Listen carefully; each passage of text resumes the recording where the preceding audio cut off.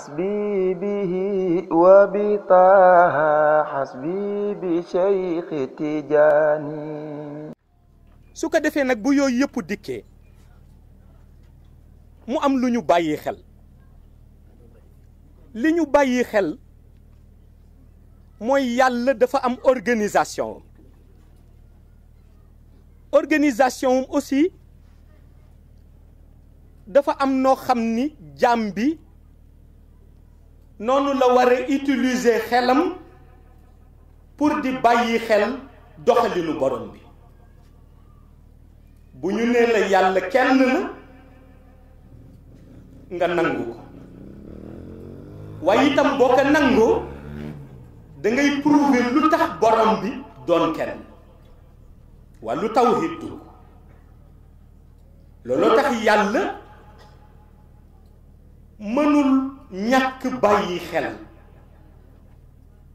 ba ni du ko topp ki nga xam ni dafa dëkk ci di ko bokkaale.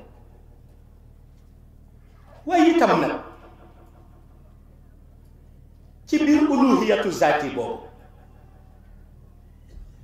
faw ñu def taxaw seetlu te taxaw seetlu bi mooy ñu laaj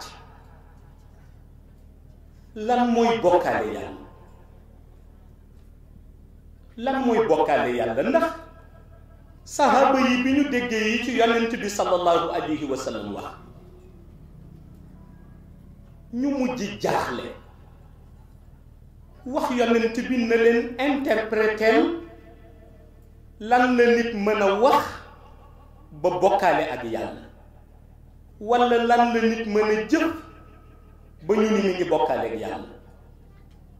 yonent bi ni leen benn fel bu nekk ci guddi wax set gis nga ni muy naqadee ràññee noonu la bokkaale ak yàlla doonee sew-sew. waaye itam nag ma ni comme yàlla dogal nu ñun Sénégal la ñu dëkk jarul nuy sonn ci di gëstu luy bokkaale ak yàlla nañu nangu rek ni bokkaale ak yàlla bokk na ca ñàkk nangu dogalam.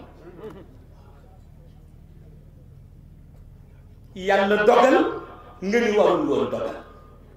ndax boo ko waxee ak boo ko waxul boole nga sa bopp ci nguur gi te yaa ngi koy àtte muy lu jar di bàyyi xel.